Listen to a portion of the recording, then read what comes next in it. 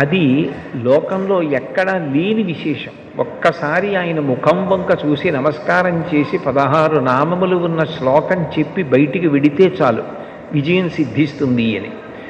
రెండవది ఆయన యొక్క అపారమైన కరుణ. ఇంకా అంతా ఇంత కరుణ కాదు విఘ్నేశ్వరుడిది. ఆయన క్షమించినంత తొందరగా ఎవ్వరూ క్షమించరు.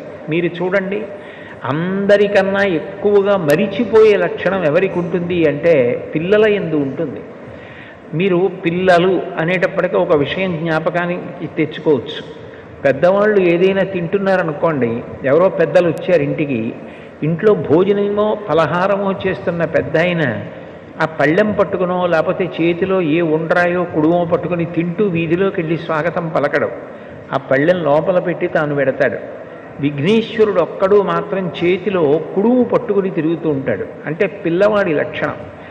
ఆయన మనసుకి కలిగినటువంటి కష్టాన్ని చాలా తొందరగా ఒక బాలుడు ఎలా మరిచిపోతాడో అలా మరిచిపోయి క్షమించగలిగినటువంటి గుణం, అనుగ్రహించగలిగిన గుణం విఘ్నేశ్వరుని యందు ఉంది. అందుకని ఆయన బాలరూపంతో ఎప్పుడు చేతిలో కుడుము పట్టుకుని తిరుగుతూ ఉంటాడు. అది కారణం. బాలగణపతి అని ఎప్పటికీ ఆయన పరమశివుని యొక్క పెద్ద కుమారుడు. తమిళ దేశంలో పిళ్ళయార్ పిళ్ళయార్ అంటుంటారు. అంటే పెద్ద కొడుకు పెద్ద కొడుకు. ఎప్పటికీ అలా పెద్ద కొడుకు ఒక పిల్లవాడిగా ఉండిపోవడానికి కారణం ఏమిటంటే ఆయన యొక్క క్షమాగుణం. ఇది రెండవ లక్షణం. ఇక మూడవ లక్షణం ఏమిటి అంటే విఘ్నేశ్వరుణ్ణి స్మరించినంత మాత్రము చేత విఘ్నము తొలగిపోతుంది. విఘ్నము అంటే పరమ ప్రమాదకరమైనది. అది కార్యహంతి, అంటే ఇక కార్యము జరగకుండా చేసేస్తుంది. ఏదో కష్టపడితే కార్యం జరగడం కాదు, అసలు ఇక ఆ కార్యం జరగదు, అర్ధంతరంగా ఆగిపోతుంది. అట్లా కార్యం ఆగిపోయింది అంటే విఘ్నేశ్వరుని యొక్క అనుగ్రహం లేదు అని గుర్తు. అందుచేత విఘ్నమును తొలగించి కార్యము జరిగేటట్లు చెయ్యగలిగిన వాడెవరు అంటే విఘ్నేశ్వరుడు. విచిత్రమైన విషయం ఏమిటంటే ఇంత గొప్ప అనుగ్రహం ఇవ్వగలిగినటువంటి విఘ్నేశ్వరుడు కేవలముగా తనకేదో పెద్ద ఉపకారం చేస్తే, చాలా గొప్ప పూజ చేస్తే అనుగ్రహించడం కాదు, పరమ తేలికగా అనుగ్రహిస్తాడు. ఎంత తేలికగా అనుగ్రహిస్తాడు అంటే 4 గరికపోచలు తీసుకొచ్చి ఆయన పాదముల మీద సమర్పించినంత మాత్రం చేత ఆయన ప్రసన్నుడైపోతాడు. అందుకే ఎక్కడా లేని రీతిలో ఈ గరికతోటి విఘ్నేశ్వరుడికి పూజ, అంటే ఆయన యొక్క సౌలభ్యాన్ని ఆ పూజ తెలియచేస్తుంది. అటువంటి విఘ్నేశ్వరుడి పూజ మీరు గమనిస్తే మీకు ఒక విచిత్రం కనపడుతుంది. శ్రీరామ నవమి ఉందనుకోండి, చైత్రమాసంలో శుక్లపక్షంలో వచ్చే నవమి శ్రీరామ నవమి. కృష్ణాష్టమి ఉందనుకోండి, శ్రావణ మాసంలో కృష్ణపక్షంలో అష్టమి నాడు వచ్చేటటువంటిది కృష్ణాష్టమి. మాస శివరాత్రి ఉందనుకోండి, ప్రతీ నెల కృష్ణపక్షంలో వచ్చే చతుర్దశి మాస శివరాత్రి. శుక్లపక్షంలోనైనా వస్తుంది, కృష్ణపక్షంలోనైనా వస్తుంది. పౌర్ణమి అమ్మవారికి అత్యంత పూజకి యోగ్యమైనటువంటి తిథి, అది నెలలో ఒక్కమారు వస్తుంది. కానీ విఘ్నేశ్వరుడికి సంబంధించినటువంటి పూజ శుక్లపక్షంలోనూ కృష్ణపక్షంలోనూ 2 సార్లు వస్తుంది. శుక్లపక్షంలో వచ్చేటటువంటి 4వ తిథి ఏదైతే ఉందో ఆ చతుర్థి విఘ్నేశ్వరుడి యొక్క పూజకి ఉద్దేశింపబడింది. వరసిద్ధి వినాయక వ్రతకల్పము అని భాద్రపద మాసంలో శుక్లపక్షంలో చతుర్థి తిథి నాడు చేస్తారు. మళ్ళీ సంకటహర చతుర్థి అని కృష్ణపక్షంలో వచ్చేటటువంటి చతుర్థి అంటే 4వ తిథి నాడు చేస్తారు. విచిత్రం ఏమిటంటే శుక్లపక్షంలో వచ్చే 4వ తిథి నాడు విఘ్నేశ్వరుడికి వ్రతం, కృష్ణపక్షంలో వచ్చేటటువంటి 4వ తిథి నాడు కూడా విఘ్నేశ్వరుడికి వ్రతం. ఈ 2 కూడా విఘ్నేశ్వర సంబంధమైన వ్రతాలే. ఇంకా విచిత్రమైన విషయం ఏమిటంటే ఈ 2 వ్రతాలని నిర్ణయించినటువంటి వాడు కూడా విఘ్నేశ్వరుడే. ఇవి ఇట్లా జరగాలి, ఈ కల్పం ఇట్లా ఉండాలి, ఇటువంటి కథ చెప్పుకోవాలి అని దానికి నిర్ణయం చేసినటువంటి వాడు కూడా విఘ్నేశ్వరుడే. నిజానికి సంకటం అనేటటువంటి మాట ఊహ చెయ్యడానికే పరమ భయంకరమైనది. జీవితంలో ఏ కారణం చేత కూడా రాకూడని కష్టం ఏది అంటే సంకటం. సంకటము అన్న మాటకు అర్థం ఏమిటంటే ఇరుకైన దాని యందు చిక్కుకొని పోవుట. మీకు బాగా అర్థమయ్యేటట్టు చెప్పాలి అంటే, ఎవరో ఒక వ్యక్తి నడుస్తుండగా ఆయన నడుస్తున్న చోట ఉన్నటువంటి రాయి అపభ్రంశమై ఆయన పడిపోయాడు. ఆ పడిపోయినప్పుడు ఏమైపోయింది అంటే, రెండు పెద్ద పెద్ద బండరాళ్ల మధ్యలోకి దిగిపోయాడు. ఇప్పుడు ఆయన బండరాళ్ళు తొలగించలేడు, ఆయన పైకి రాలేడు. ఎవరైనా పట్టుకుని పైకి లాగుదామన్నా జారిపోవడం అయితే జారిపోయాడు, కానీ ఆయన ఆ ఇరుకులోంచి పైకి రాలేడు. బలవంతంగా లాగే ప్రయత్నం చేశారనుకోండి, ముక్క ఊడిపోతాడంతే తప్ప ఆయన్ని పైకి లాగలేరు. ఇప్పుడు ఆయన రెండు బండరాళ్ల మధ్యలో ఇరుక్కుపోయి పైకి రాలేక ఆ ఇరుకులో ఉండిపోతే ఆయన ఎంత భయాన్ని పొందేస్తాడో. అక్కడ ఇరుక్కుపోయిన వాడు ఇక పైకి రాలేను, నా ప్రయత్నం సరిపోదు, బయట ఉన్నవాళ్ళు కూడా నన్ను తీయడం సాధ్యం కాదు, అటువంటి విచిత్రమైన పరిస్థితుల్లో నేను ఈ ప్రమాదంలో ఇరుక్కుపోయాను, ఇక నేను బయటికి రాలేను అన్నప్పుడు ఆ వ్యక్తి ఎంత కష్టంలో ఉంటాడో అంతటి కష్టం కలగడాన్ని సంకటము అని పిలుస్తారు. అటువంటి సంకటాన్ని కూడా తీయగలిగిన వాడు ఎవరు అంటే విఘ్నేశ్వరుడు. మీరు అందుకే కొంచెం జాగ్రత్తగా పరిశీలిస్తే కాలంలో భాద్రపద మాసంలో వస్తుంది విఘ్నేశ్వరుని యొక్క ఈ చతుర్థి. కారణం ఏమిటంటే, మీరు చూడండి, శ్రావణ మాసం వర్షాలు నభోమాసం అంటారు. నల్లటి మబ్బులు ఆకాశంలో బాగా కిందకి దిగి వచ్చేసి చీకటిగా ఉండి విశేషంగా వర్షం పడుతుంది. భాద్రపద మాసం వచ్చేటప్పటికీ అంతకు ముందు శ్రావణ మాసంలో వర్షాలు పడిపోయిన కారణం చేత తీగలు డొంకలు అన్నీ పెరిగిపోతాయి. అరణ్యంలో ముందు శాకాహారం తినే ప్రాణులు బాగా తింటే తప్ప మాంసాహారం తినే ప్రాణులకు ఆహారం దొరకదు. ముందు ఒక కుందేలో లేడో జింకో కడుపు నిండా తిందనుకోండి, అప్పుడు మాంసాహారం తినే పెద్ద పులి సింహం లాంటివి ఆ లేడినో జింకనో తింటాయి. అది తినాలంటే అరణ్యంలో స్వేచ్ఛగా తిరగడానికి తీగలు మొక్కలు డొంకలు అడ్డొచ్చేస్తాయి.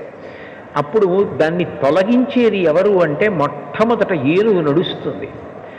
ఏనుగు కేవలం నడిచి వెళ్ళిపోతుంది. ఏనుగు యొక్క శరీరమే దానికి గొప్ప ఉపకరణం. అది నడిచి వెళ్ళిపోతుంటే తీగలు అవి అన్నీ తెగిపోతాయి. దాని తొండంతో అది అడ్డొచ్చిన వాటన్నింటినీ తొలగతోసుకుంటూ కాళ్ళతో తొక్కుతూ వెళ్ళిపోతుంది. ఏనుగు వెళ్ళిపోయిందనుకోండి, మార్గం వచ్చేస్తుంది. ఆ మార్గంలో లేళ్ళు జింకలు వెళ్ళిపోతాయి. నాయకుడు అన్న మాటకు అర్థం ఏమిటంటే ముందు నుండి నడిపించగలిగినటువంటి వాణ్ణి నాయకుడు అంటారు. నయన నాయక, నయనం అంటే కన్ను, ఇది ముందు పనిచేస్తుంది, దూరంగా ఉన్నదాన్ని కూడా చూస్తుంది. మనసు దాని యందు అనురక్తమవుతుంది. ముందు కన్ను విడుతుంది, నాయకుడు ముందెడతాడు. నాయకుడు వెనక మిగిలిన వాళ్ళందరూ నడుస్తారు. ఆ నాయకుడు దారి తప్పాడనుకోండి, వెనకనున్న వాళ్ళందరూ కూడా దారి తప్పుతారు. నాయకుడే గోతిలో పడిపోయాడు అనుకోండి, వెనకనున్న వాళ్ళందరూ గోతిలో పడిపోతారు. అందుకని నాయకుడు విశిష్టమైన నాయకుడై ఉండాలి. వి అన్న అక్షరానికి సంస్కృతంలో గొప్పది అన్న అర్థం ఉంటుంది, చెడ్డది అన్న అర్థం ఉంటుంది. అది సందర్భాన్ని బట్టి వి ఎలా వాడారు అన్నది చూసుకోవాలి. వినాయకుడు అంటే విశిష్టమైన నాయకుడు. విఘ్నేశ్వరుడికి ఒక్క నమస్కారం పెడితే ఆయన ముందు నడుస్తాడు. ఆయన ముందు నడుస్తున్నాడు అనుకోండి, విఘ్నములన్నిటినీ పోగొట్టేస్తాడు.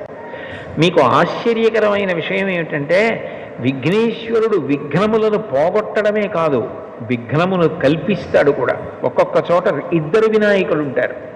ఇద్దరు వినాయకులు ఉంటే గుర్తు ఏమిటంటే, ఒకడు విఘ్నకరుడు, విఘ్నాన్ని కల్పిస్తాడు. ఇంకొక ఆయన విఘ్నహరుడు, విఘ్నాన్ని తీసేస్తాడు. విఘ్నం ఎందుకు కల్పిస్తాడు అంటే, ఒకడు అత్యంత ప్రమాదకరమైన పని ఏదో చేయబోతున్నాడు అనుకోండి, వాడు సమాజానికి అంతటికీ కూడా ప్రమాదము జరిగేటటువంటి పని సమాజం మీద అక్కసుతో చేయడానికి సిద్ధపడుతున్నాడు. వాడు చేద్దామనుకున్న పని జరగకుండా విఘ్నేశ్వరుడు అడ్డొచ్చి సమాజాన్ని కాపాడతాడు. అప్పుడు ఆయన విఘ్నకరుడు. అంటే చెడు చేసే వాళ్ళకి విఘ్నం కల్పించి చెడు జరగకుండా చేసి సమాజాన్ని కాపాడతాడు. మంచి చేసే వాళ్ళకి విఘ్నం అడ్డు రాకుండా చూసి విఘ్నాన్ని తొలగించి కాపాడతాడు. అందుకని విఘ్న కరుడు విఘ్న హరుడు అని ఇద్దరు వినాయకులు ఒకే దేవాలయంలో కనపడితే అది గుర్తు.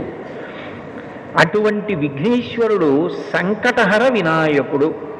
అంటే ఆయన సంకటంలో పడిపోయి జీవితంలో ఇక పైకి రాలేకపోయినటువంటి అత్యంత ఇరుకైన ప్రదేశంలో చిక్కుకుపోయిన వాణ్ణి కూడా, అంత కష్టంలో పడిపోయిన వాణ్ణి కూడా పైకెత్తుతాడు.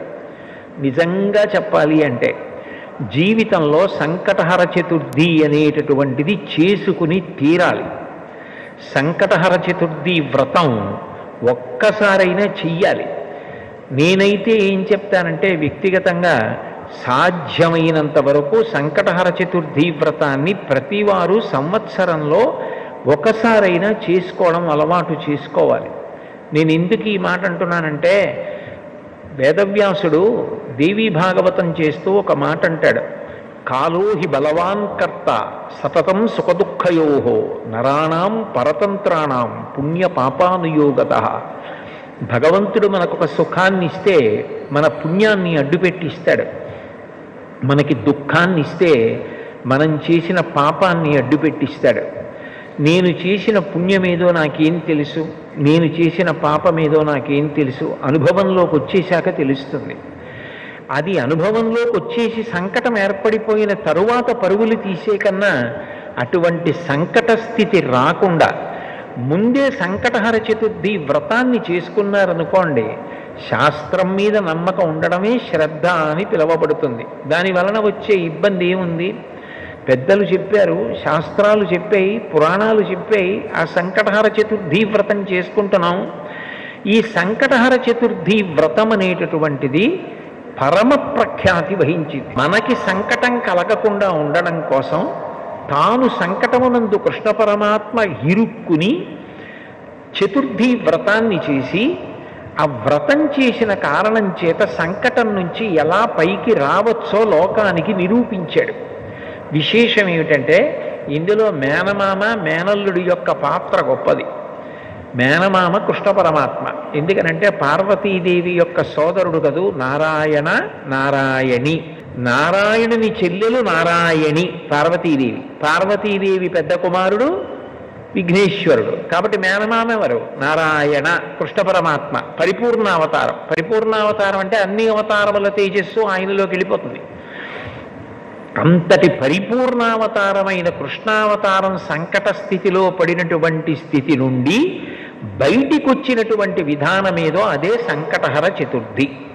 అయితే విశేషం ఏమిటంటే సంకటహర చతుర్థి కానీ, శుక్లపక్షంలో భాద్రపద మాసం వరసిద్ధి వినాయక వ్రతం కానీ విఘ్నేశ్వరుడే ప్రవేశపెట్టి ఉండడం. నిజానికి పరాశర మహర్షి కృతమైనటువంటి విష్ణు పురాణంలో ఉన్న ఒక శ్లోకాన్ని చదువుకున్నా చాలు అని విఘ్నేశ్వరుడు ఆనతి ఇచ్చాడు. కారణం ఏమిటంటే నిజానికి శమంతకోపాఖ్యానం అనేటటువంటి కథ జ్ఞాపకం పెట్టుకోవడం చాలా చాలా కష్టమైనటువంటి కథ. అది మీరు ఒకసారి విన్నారనుకోండి, మీకు బాగా జ్ఞాపకం ఉండిపోయిందనుకోండి, చాలా సంతోషకరమైన విషయం. కానీ అంత తేలికగా జ్ఞాపకం ఉండిపోవడం సాధ్యం కాదు. కొంచెం మలుపులు అట్లా తిరిగిపోతుంది. అందుకని విఘ్నేశ్వరుడు ఎంత దయామయుడంటే మీరు ఈ కథంతా యథాతథంగా చెప్పుకోలేకపోతే ఒక్క శ్లోకాన్ని చదవండి చాలు, మీరు శమంతకోపాఖ్యానం చెప్పుకున్నట్లుగా నేను అనుగ్రహిస్తాను అన్నాడు. ఇప్పుడు నేను ఆ శమంతకోపాఖ్యానము వలన ఈ భాద్రపద శుక్లపక్షంలో వచ్చే చతుర్థి వ్రతం ఎలా వచ్చింది, కృష్ణపక్షంలో వచ్చేటటువంటి చతుర్థి సంకటహర చతుర్థి ఎలా వచ్చింది అన్న విషయాల గురించి మాట్లాడడానికి ప్రయత్నం చేస్తాను. పూర్వం యదువంశంలో నిఘ్నుడు అని ఒక మహారాజు గారు ఉండేవారు. ఆయనకి ఇద్దరు కుమారులు, సత్రాజిత్తు, ప్రసేనుడు. ఆ సత్రాజిత్తు సూర్య భగవానుణ్ణి ఆరాధన చేశాడు. ఆరాధన చేసినప్పుడు సూర్య భగవానుడు ప్రత్యక్షమయ్యాడు. ప్రత్యక్షంగా కంటికి కనపడేటటువంటి పరబ్రహ్మస్వరూపం సూర్య భగవానుడు. సృష్టికర్త, స్థితికర్త, ప్రళయకర్త ముగ్గురు కలిసిపోయి ఒక వెలుగుల ముద్ద అయిపోయి కనపడితే ఈ కంటితో చూడడానికి వీలైనటువంటి పరబ్రహ్మస్వరూపం సూర్య భగవానుడు. అందుకే తిక్కనగారి భారతంలో నీరజాకరములు నిష్ఠయై చేసిన భవ్యతపంబు ఫలమనంగా దినసముఖాకి నందిత చక్రయుగ్మకంబులయనురాగం పొబ్రోవనంగా హరిహర బ్రహ్మ మహానుభావంబులొక్కటింకాగరగిన గట్టి అనగా అతుల వేదత్రయ లతికాచయము పెనుబంధన్ పుట్టెడు మూల కందమనగా అఖిల జగముల కందర ఎగుచు జనసమాజ కరపుట హృదయ సరోజములకు ముకుళనంబును జృంభణంబును నచ్చి భానుబింబంబు పూర్వాద్రిపై విలింగి అంటారు. హరి హర బ్రహ్మ మహానుభావంబులొక్కటింకాగరగిన గట్టి అనగా సృష్టికర్త, స్థితికర్త, ప్రళయకర్త ముగ్గురు కలిసి పరబ్రహ్మముగా ఈ కంటితో చూడడానికి వీలైన కాంతిపుంజంగా ఆకాశంలో ప్రకాశిస్తే అదే సూర్యనారాయణమూర్తి. ఆ సూర్యుణ్ణి ఉపాసన చేశాడు సత్రాజిత్తు. ఉపాసన చేస్తే సూర్యభగవానుడు ప్రత్యక్షమయ్యాడు. ఒక రూపంతో భూమి మీదకి దిగొస్తే ప్రత్యక్షమయ్యాడు అంటారు. ఈ కంటితో చూడడానికి వీలుగా తన తేజస్సుని తగ్గించుకుని వస్తాడు భగవంతుడు. అట్లా వచ్చాడు. వస్తే స్తుతి చేసినటువంటి సత్రాజిత్తు సూర్యనారాయణమూర్తి యొక్క మెడలో ఉన్నటువంటి శమంతకమణిని అడిగాడు. అడిగితే సూర్యభగవానుడు అన్నాడు, ఈ శమంతకమణిని ఇవ్వడానికి నాకు అభ్యంతరం లేదు, నేను నీకు ఇస్తాను. కానీ ఈ శమంతకమణి వలన కొన్ని ప్రయోజనాలు ఉన్నాయి, కొన్ని ప్రమాదాలు ఉన్నాయి. ఈ శమంతకమణి రోజుకి విశేషంగా బంగారాన్ని ఇస్తుంది, బారువుల బారువుల బంగారం ఇస్తుంది. అంత బంగారం ఒక వ్యక్తి దగ్గర పెరిగిపోతే లోకకంటకుడవుతాడు. అంటే లోకమంతా కూడా ఆయన్ని నిందిస్తుంది, అంత డబ్బుందని అసూయ చేత. అది ఒకటో ప్రమాదం. రెండవది, ఈ శమంతకమణి ఎవరు మెడలో వేసుకున్నారో వారు ఎప్పుడూ బాహ్యమునందు ఆంతరమునందు శౌచంతో ఉండాలి. అంటే మూత్ర విసర్జన చేసిన శరీరంలోంచి ఏదైనా మలం బయటికి వెళ్ళినా వెంటనే కాళ్ళు చేతులు కడుక్కుని ఆచమనం చేయాలి, స్నానం చేయాలి. లోపల దుర్మార్గమైన ఆలోచనలు రాకూడదు.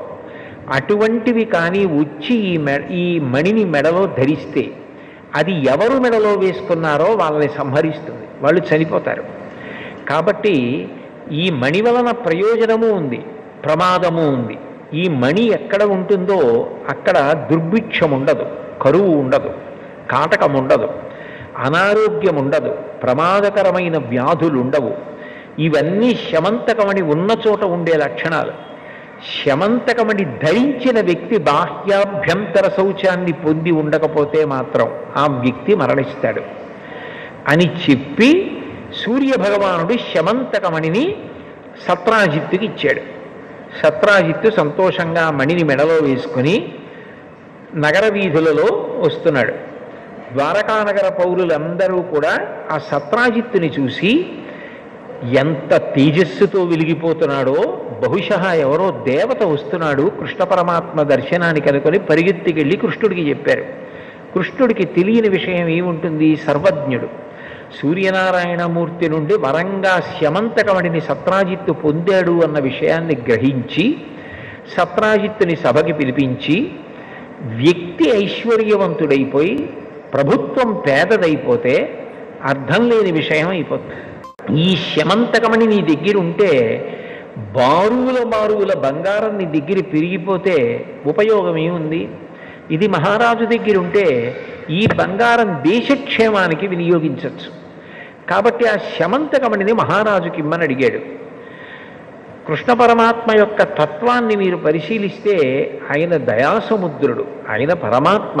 ఆయనకి స్వార్థం, ఆయనకి అవన్నీ తీసుకుని దాచుకుందామన్న అవసరం ఆయనకి ఎందుకుంటుంది? లక్ష్మీదేవికి పతి ఆయన, లక్ష్మీదేవికే భర్త అయిన పరమాత్మ ఇవన్నీ నాకు కావాలని కోరుకోవలసిన అవసరం ఏముంది?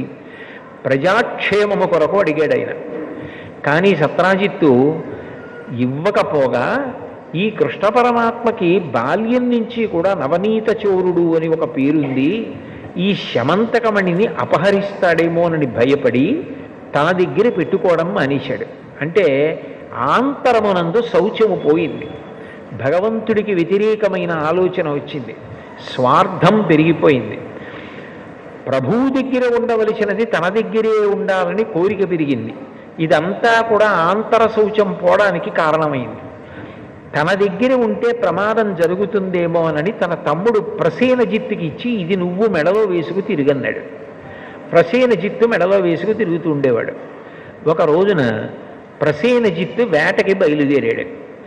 బయలుదేరి వేటకి వెళ్ళినప్పుడు అనుకోకుండా ఆయనతో పాటు కృష్ణ పరమాత్మ కూడా వెళ్ళాడు. అనేక మంది పౌరులు కూడా వెళ్ళారు. అరణ్యంలో క్రూర మృగాల్ని వేటాడుతున్నారు. సమయం తెలియలేదు. వేట అనేటటువంటిది తమకంతో కూడుకున్నది. జూదం, వేట వీటిలో ఎంత సమయం పోయిందన్నది తెలియదు. తమకం కలుగుతుంది. ఆ తమకము చేత చీకటి పడిపోయింది, వేటాడుతూనే ఉన్నారు. ఈలోగా ప్రసేనజిత్తు శరీర శోధన చేసుకోవలసి వచ్చింది. శరీర శోధన అంటే శరీరంలో పెరిగిపోయినటువంటి అపవిత్రమైన మలినమైనటువంటి నీరు మూత్రంగా విడిచిపెట్టేయడం, ఇటువంటి పనులు. అవి విడిచిపెడితే కాళ్ళు చేతులు కడుక్కోవాలి, ఆచమనం చెయ్యాలి, లేకపోతే బాహ్య శౌచం ఉండదు. కాబట్టి చీకటి పడిపోయే సమయానికి ప్రసేనజిత్తు అరణ్యంలో శరీర శోధన చేశాడు. కానీ కాళ్ళు చేతులు కడుక్కుని ఆచమనం చేయలేదు. దాంతో బాహ్య శౌచం పోయింది. ఎప్పుడైతే బాహ్య శౌచం పోయిందో శమంతకమణి వలన ప్రమాదం ఏర్పడుతుంది. ఇప్పుడు బాగా అరణ్యం, ఆ పైన చీకటి పడిపోయింది. ఈ ప్రసేనజిత్తు గుర్రం మీద తిరిగి ఊరు వెళ్ళిపోతున్నాడు ద్వారకా నగరానికి. అకస్మాత్తుగా ఎక్కడి నుంచో ఒక సింహం వచ్చి ప్రసేనజిత్తు మీద పడి ఒక్క ఊదుటలోనే ఆ ప్రసేనజిత్తుని చంపేసింది. చంపేసి ఆయన శరీరాన్ని కొంత తినేసింది, గుర్రాన్ని కొంత తినేసింది. అంత చీకటిలో కూడా వెలిగిపోతున్నటువంటి ఆ శమంతకమణిని ఆశ్చర్యంతో చూసి తినడానికి పనికి రాకపోయినా నోట కరుచుకుని పట్టుకుపోయింది.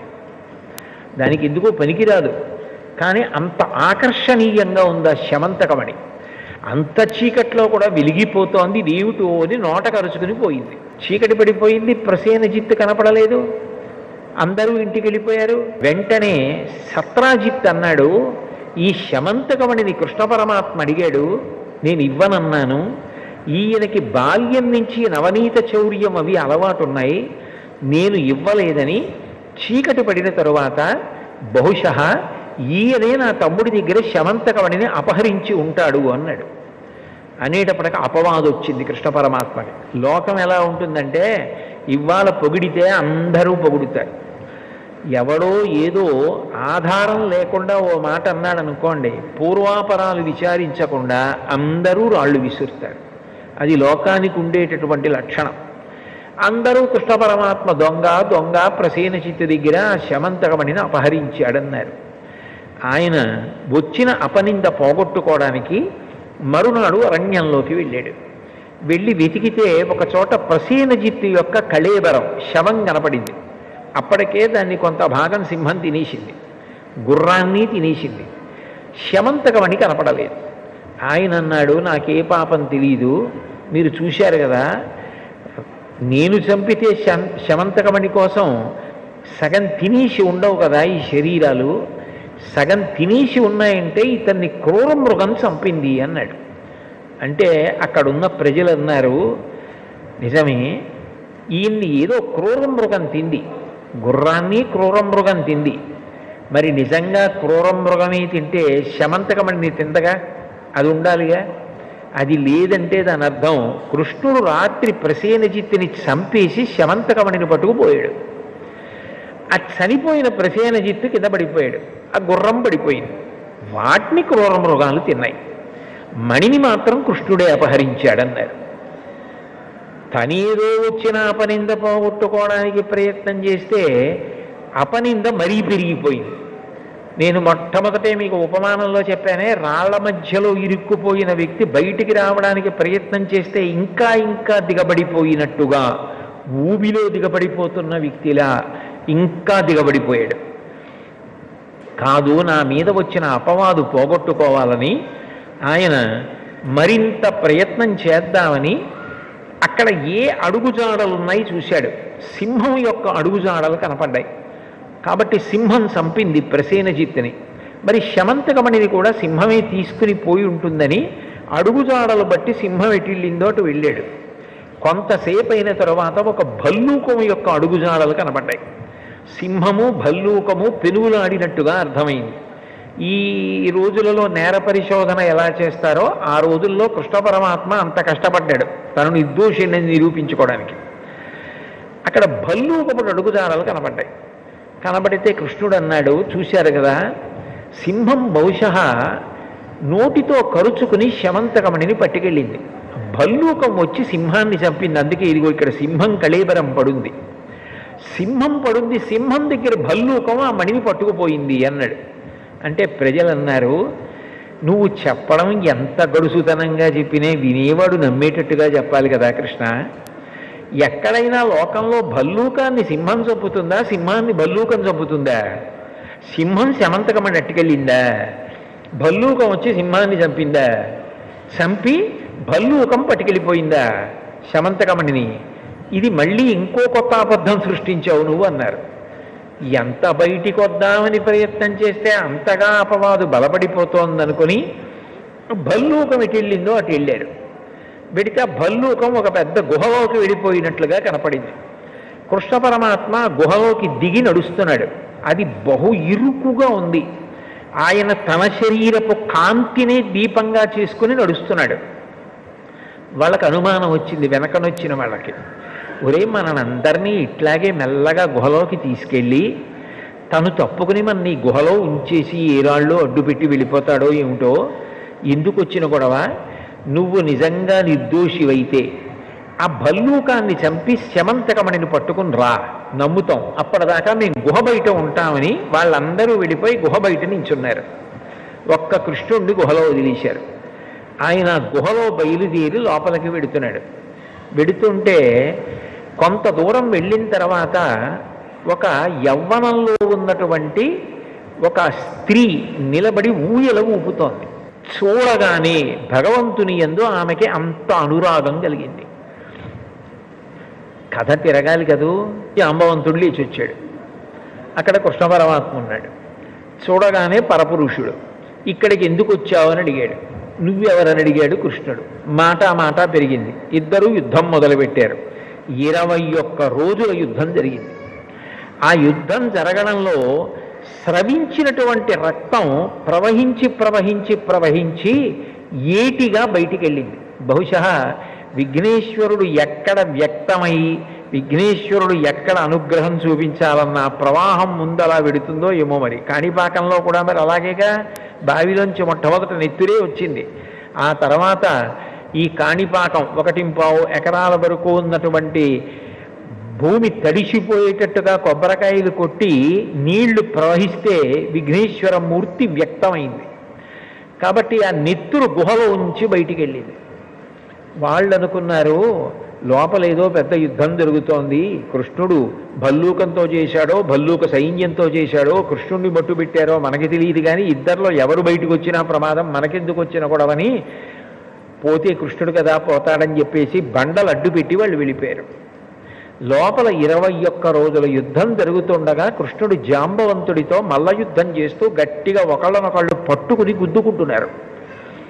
ఆ సమయంలో జాంబవంతుడికి అనుమానం వచ్చింది, నాతో ఇంతకాలం యుద్ధం ఎవరు చెయ్యరు, 21 రోజుల యుద్ధం చేస్తున్నాడు, ఈయన్ని చూస్తూ ఉంటే నాకేదో పరవశం కలుగుతోంది, నా శక్తి తగ్గుతోంది, ఈయన శక్తి పెరుగుతోంది. నేను ఇట్లా ఎవరిని చూశాను అంటే త్రేతాయుగంలో రామచంద్రమూర్తిని చూశాను, ఆయనని సేవించాను.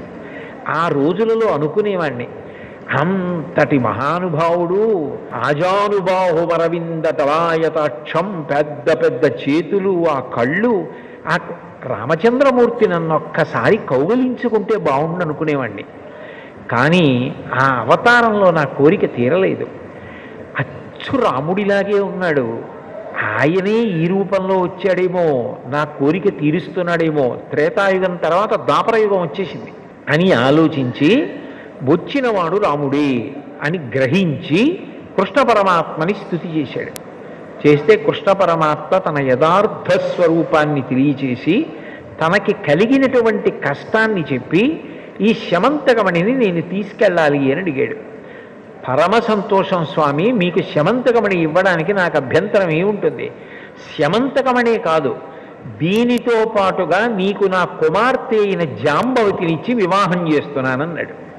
అంటే ఇప్పుడు మీరు బాగా గుర్తుపట్టాలి, శమంతకోపాఖ్యానంలో శమంతకమణి కృష్ణుడికి పెళ్లిళ్ళు చేయడం మొదలెట్టింది.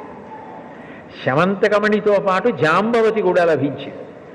ఇప్పుడు కృష్ణుడు జాంబవతిని శమంతకమణిని తీసుకుని ద్వారకానగరానికి వచ్చి, ఇదిగో నా యందు ఏ దోషం లేదు, శమంతకమణిని తీసుకొచ్చాను, సత్రాజిత్తు నీకు ఇచ్చేస్తున్నాను, నేను మీ తమ్ముడిని చంపలేదు, ఇప్పటికైనా నమ్ముతావా?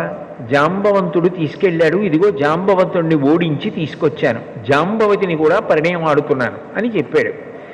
సత్రాజిత్తు చాలా పరితాపం పొందాడు. అక్కడతో అయిపోతే సంకటహర చతుర్థి శమంతకోపాఖ్యానం గుర్తుపెట్టుకోవడం కష్టం అనవలసిన అవసరం ఏముందండి?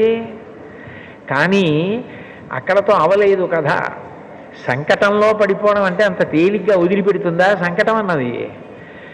ఆ సత్రాజిత్ అన్నాడు, నాకు మగపిల్లలు లేరు, ఉన్నది ఒకే ఒక ఆడపిల్ల సత్యభామ. ఆ సత్యభామని నీకు ఇచ్చి పెళ్లి చేస్తాను, ఎందుకంటే నేను నీ మీద అపవాదు వేశాను, మా తమ్ముడిని చంపేశావని. నువ్వింత కష్టపడి నాకు శమంతకమణిని ఇచ్చావు, నా పాపం పోవాలంటే నా కూతుర్ని నీకు ఇచ్చి పెళ్లి చేస్తాను, నా కూతుర్ని వివాహం చేసుకోమని సత్యభామనిచ్చి పెళ్లి చేశాడు. ఇప్పుడు రెండో పెళ్లి శమంతకమణి వల్ల. ఉన్నది నాకొక్క కూతురు, ఎప్పటికైనా ఈ మణి అల్లుడికే వెళ్ళాలి, కాబట్టి ఈ మణి నీకు ఇచ్చేస్తాను, తీసేసుకోమన్నాడు.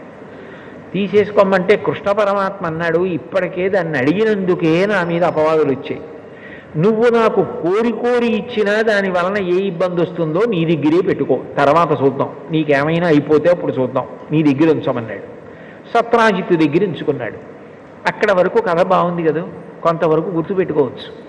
కానీ ఇబ్బంది ఎక్కడ వచ్చిందంటే, ఆ కాలంలో అక్రూరుడు, కృతవర్మ, శతధన్వుడు అని ముగ్గురు ఉండేవారు. అక్రూరుడు మహాభక్తుడు, మీరు అక్రూరుడు గురించి వినుంటారు. కంస సంహారానికి భాగవతంలో బలరామకృష్ణుల్ని తీసుకెళ్ళింది అక్రూరుడి. అంతటి మహాభక్తుడు అక్రూరుడు.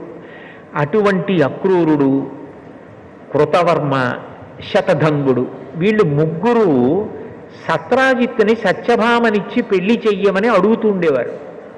అడిగితే సత్రాజిత్ అనేవాడు, ఇంకా నిర్ణయించుకోలేదు, మీ ముగ్గురులో ఎవరికో ఒకళ్ళకి ఇచ్చి వివాహం చేస్తానంటూ ఉండేవాడు. అకస్మాత్తుగా ఈ సంఘటన జరిగి ఎప్పుడైతే శమంతకమణిని కృష్ణ పరమాత్మ తీసుకొచ్చి ఇచ్చేశాడో, అంత కష్టపడ్డాడో అపవాదు నుంచి బయటపడడానికి, బాధపడినటువంటి సత్రాజిత్తు సత్యభామని కృష్ణ పరమాత్మకిచ్చి వివాహం చేశాడు. దాంతో వాళ్ళ ముగ్గురికి కోపం బయలుదేరింది. మాకిస్తానన్న సత్యభామని ఇవ్వకుండా కృష్ణుడికి ఇచ్చాడు అని అవకాశం కోసం ఎదురు చూస్తున్నారు. ఒకానొకప్పుడు పాండవుల్ని లక్క ఇంట్లో పెట్టి కాల్చేశారు అని చెప్పి వాళ్ళు దగ్ధమైపోయారని వార్త బయలుదేరింది. ఆయనకి తెలియదా కృష్ణ పరమాత్మకి వాళ్ళు బ్రతికున్నారని తెలుసు. కానీ ధృతరాష్ట్రుణ్ణి ఏదో సేద తీర్చడానికి, పరామర్శించడానికి వెళ్ళినట్టుగా హస్తినాపురానికి వెళ్ళాడు. ఇదే అవకాశం, కృష్ణుడు లేడు ఊళ్ళో, ఇప్పుడే సత్రాజిత్తు మీద ప్రతీకారం తీర్చుకోవాలని అక్రూరుడు, కృతవర్మ, శతధన్వుడు ముగ్గురు సత్రాజిత్తు ఇంట్లోకి ప్రవేశించి ఆ శమంతకమణిని అపహరించారు. అపహరించిన తర్వాత ఈ శతధన్వుడు అన్నాయన ఇంకొంచెం దూరం వెళ్ళి ఆ సత్రాజిత్తుని సంహరించేశాడు. చంపేసి ముగ్గురు కలిసి పారిపోతున్నారు. భక్తి అన్నది ఒక్కొక్కసారి ఉద్ధాన పతనానికి లోనవుతూ ఉంటుంది. అప్పుడప్పుడు కష్టం వచ్చినప్పుడు ఏమిటి దేవుణ్ణి పట్టుకున్నాను నాకేమొచ్చిందని ఆ భక్తి పోతూ ఉంటుంది, మళ్ళీ నిలబడుతూ ఉంటుంది. అక్రూరుడు తప్పు మనకి ఎందుకు ఈ పనులు, అసలు ఎందుకు ఇట్లాంటి పని చేశాను, కృష్ణ పరమాత్మకి సత్యభామ దక్కితే నేను ఎందుకు అసూయపడాలని బాధపడ్డాడు. శతధన్వుడు తొందరపడి మరి సత్రాజిత్తుని కూడా చంపేశాడు. ఈలోగా మళ్ళీ కృష్ణుడు వచ్చేస్తున్నాడని కబురు అందింది. మామగారు చనిపోయాడని కబురు వెళ్ళింది కృష్ణుడికి. వెనక్కి వస్తున్నాడు. వస్తే చంపేస్తాడేమో అని భయపడి ఆ శమంతకమణిని తీసుకొచ్చి అక్రూరుడి దగ్గర పడేసి, నువ్వు భక్తుడివి, నిన్నైతే ఏం చేయడు, నీ దగ్గర దాచుకో అని చెప్పి శతధన్వుడు మంచి వేగంగా వెళ్ళిపోగలిగిన గుర్రం ఎక్కి పారిపోతున్నాడు. కృష్ణుడు రాని వచ్చాడు. సత్రాజిత్తుని ఎవరు చంపారని భోగట్టా చేశాడు. చేస్తే శతధన్వుడు చంపేశాడని తెలిసింది. వెళ్ళి అన్నగారు బలరాముణ్ణి కూడా రథం మీద ఎక్కించుకొని ఆ శతధన్వుణ్ణి వెంబడించాడు. ఆయన గుర్రం మీద వెళ్ళి వెళ్ళి వెళ్ళి పారిపోతుంటే గుర్రం బడలిపోయి పడిపోయి మరణించింది. ఈ శతధన్వుడు వెనక కృష్ణుడు వచ్చేస్తున్నాడన్న భయంతో పరిగెత్తుకుంటూ చెట్ల మధ్య నుంచి వెళ్ళిపోతున్నాడు. రథం ఎలా వెడుతుంది? మనిషి వెళ్ళినట్టుగా రథం వెళ్ళలేదుగా చెట్ల మధ్య.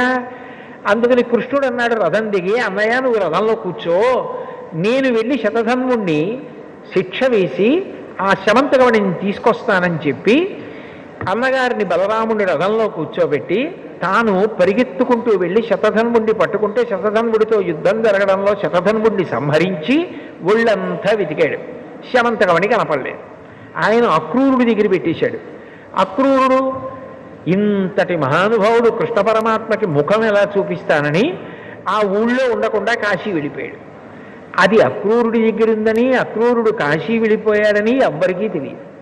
కృతవర్మ దేశాలు పట్టిపోయాడు. అసలు ఆ శమంతకమణి ఎక్కడుందో ఎవరికీ తెలియదు.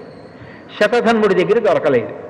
కృష్ణ పరమాత్మ తిరిగి వచ్చి రథంలో కూర్చున్న బలరాముడితో చెప్పాడు, అన్నయ్య అన్నయ్య ఆ శతధనుడిని సంహరించాను, ఒళ్ళంతా వెతికాను, కానీ ఎక్కడ శమంతకమణి లేదన్నయ్యా అన్నాడు.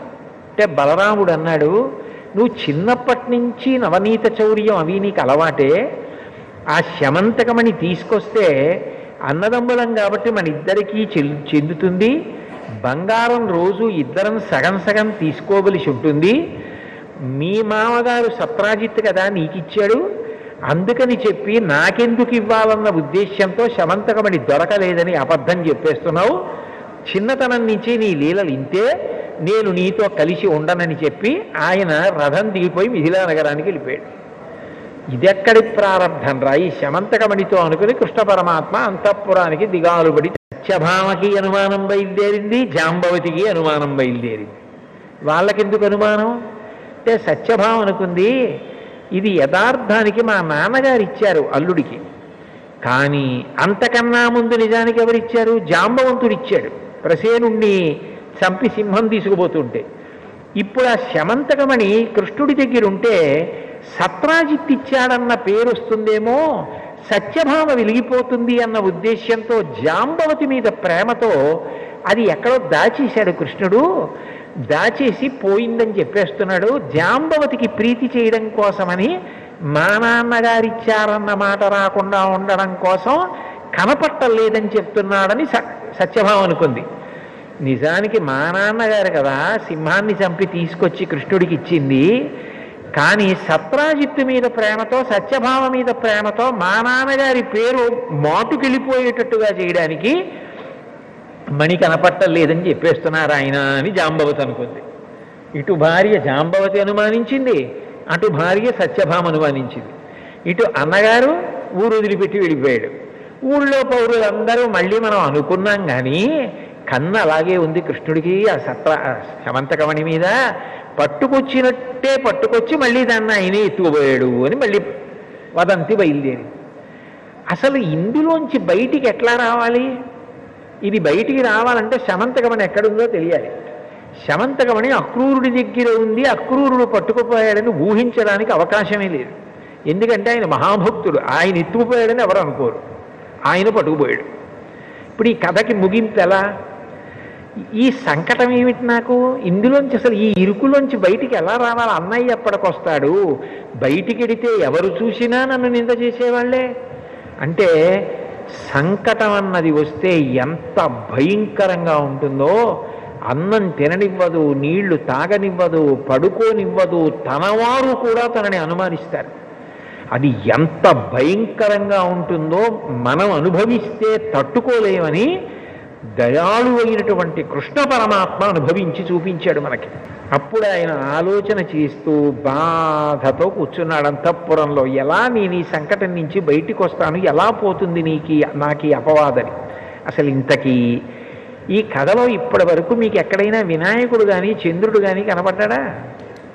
ఇప్పటి వరకు కనపడరు శమంతకోపాఖ్యానంలో. అదో పెద్ద చలనచిత్రం శమంతకోపాఖ్యానం. చిత్రం ఏంటంటే అప్పుడు నారద మహర్షి వచ్చారు.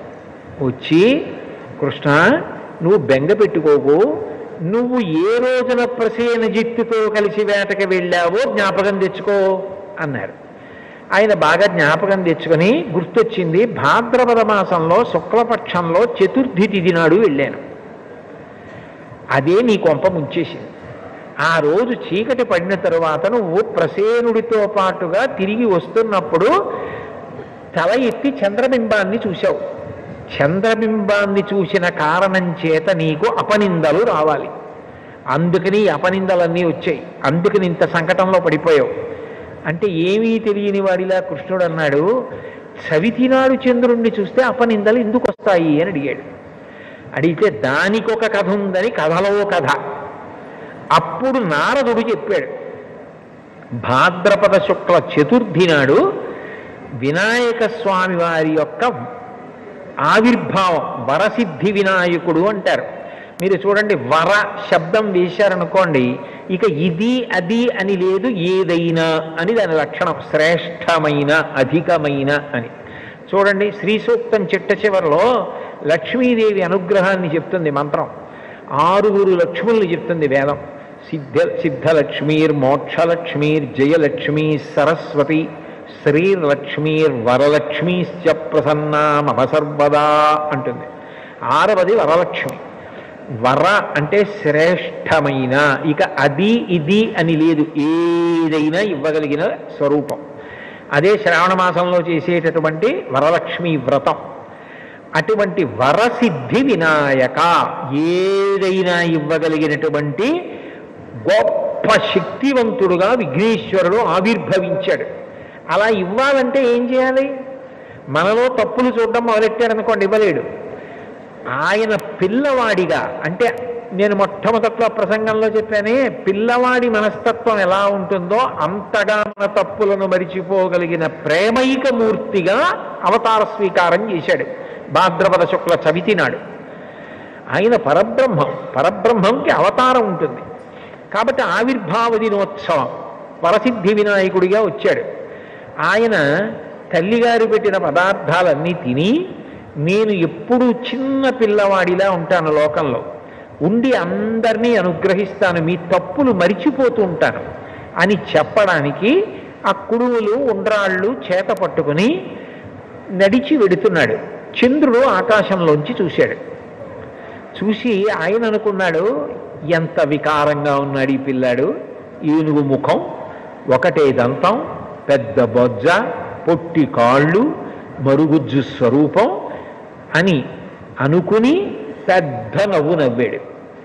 చంద్రుడికి ఎందుకు విఘ్నేశ్వరుణ్ణి చూస్తే అంత నవ్వు వచ్చిందంటే, లోకంలో ఎవరైనా చాలా అందంగా ఉన్నారనుకోండి, వెంటనే చంద్రుడి లాంటి ముఖం ఉన్నవాళ్ళు అని వర్ణిస్తారు. చంద్రముఖి అని మనకి వర్ణన కనపడుతుంటుంది, ఆమె ముఖము బింబము వలె ఉన్నది అని. చంద్రుడు అంటే అందగాడు అని లోకంలో ఒక ప్రఖ్యాతి. అయితే నిజానికి బాహ్యంగా చాలా అందంగా ఉంటాడేమో కానీ చంద్రుడు, ఆయన ప్రవర్తన యందు దోషాలున్నాయి. దోషాలు ఉండబట్టే కదా కళలు పెరగడం తరగడం మామగారి శాపం ఇచ్చాడు. అలాగే గురువుగారి విషయంలో కూడా దోషం ఉందని కదా చంద్రుడి గురించి లోకంలో ప్రఖ్యాతి.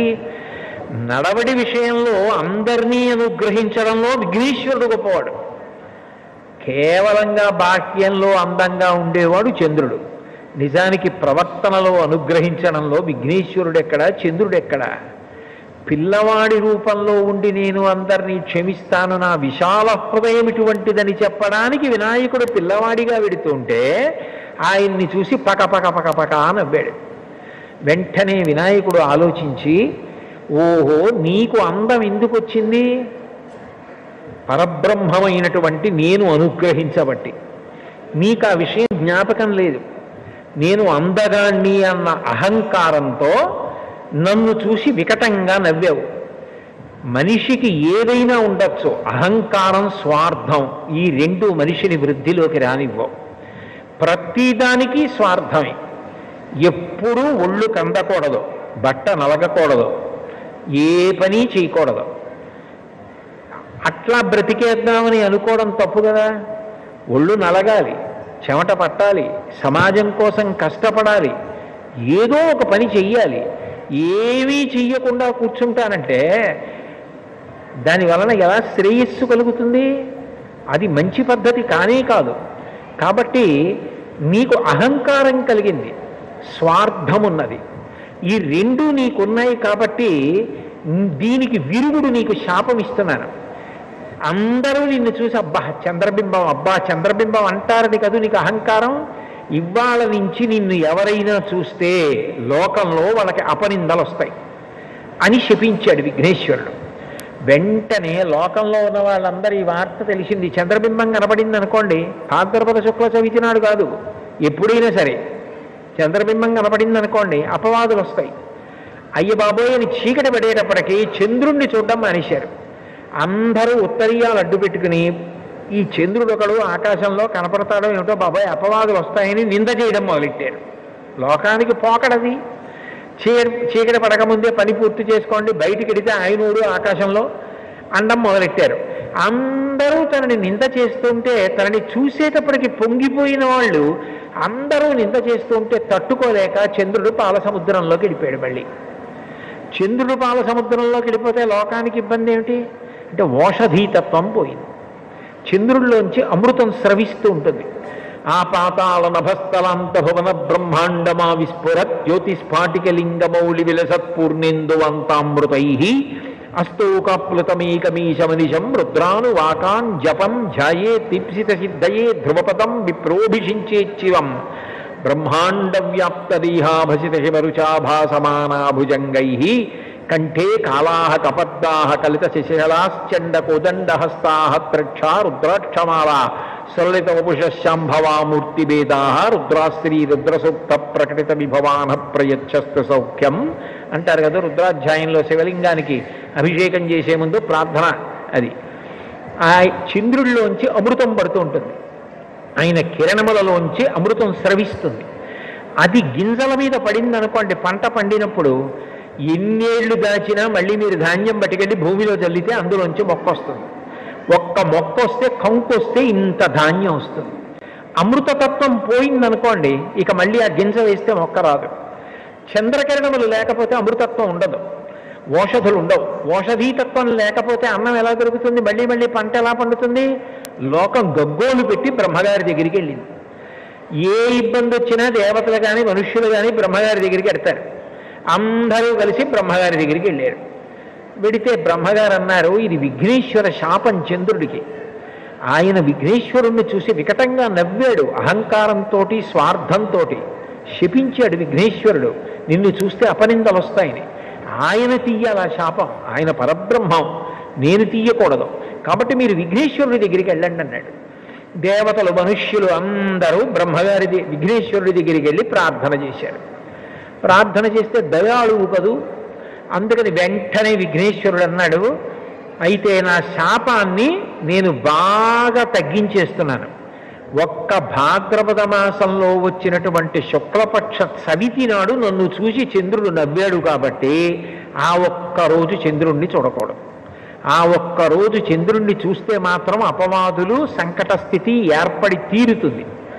మిగిలిన రోజుల్లో చంద్రుణ్ణి చూసినా పర్వాలేదు అనేటప్పటికీ ఈ వార్త పట్టుకెళ్ళి పాలసముద్రంలో చంద్రుడికి చెప్పారు. అమ్మయ్యా, విఘ్నేశ్వరుడు నాకు శాపాన్ని విముక్తి చేశాడు, ఇంకెప్పుడు నా జన్మలో అహంకారం జోలికి పోను, స్వార్థం జోలికి పోను, ఎందుకు పనికొస్తుంది వాక్యంలో అందం, విఘ్నేశ్వరుడిలా ఉండాలి మనిషి అని తెలుసుకుని చంద్రుడు చెంపలేసుకుని బయట వచ్చాడు.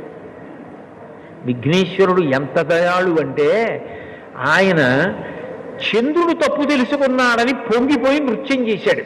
ఎవరైనా నృత్యం చేయడానికి వచ్చారనుకోండి, వాళ్ళు చాలా విపరీతమైన లావుగా పొట్టిగా ఉన్నారనుకోండి, వాళ్ళు నృత్యం చేస్తే నవ్వుతారు. నృత్యం చేయాలంటే ఏదో సన్నగా శరీరం దానికి సహకరించేటట్టుగా అందంగా ఉంటే నృత్యం చేస్తే బాగుంటుంది.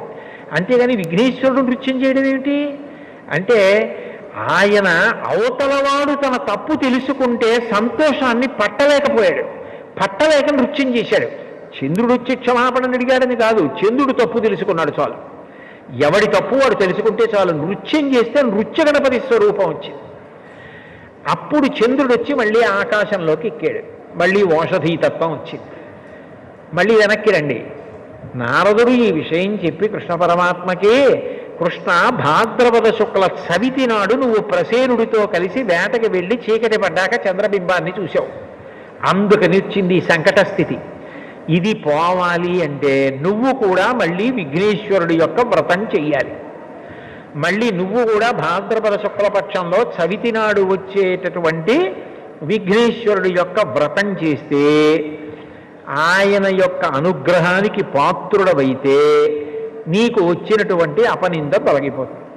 లేకపోతే నిన్ను ఈ అపనింద ఇట్లాగే వెంటాడుతుంటుంది, ఈ సంకట స్థితి నీకు ఇట్లాగే కొనసాగుతుంది. అంటే కృష్ణ పరమాత్మ అంతటి వాడు భాద్రపద మాసంలో శుక్లపక్షంలో వచ్చేటటువంటి చవితి నాడు వినాయకుడిని ప్రార్థన చేస్తే ఈ వ్రతాన్ని ఇట్లా చెయ్యమని చెప్పినవాడు విఘ్నేశ్వరుడే. నువ్వు ఎలా పూజ చేశావో అట్లా పూజ చేసి నువ్వు కష్టంలోంచి బయటకు రావడానికి ఎంత కష్టపడ్డావో ఇతివృత్తమైనటువంటి ఈ శమంతకోపా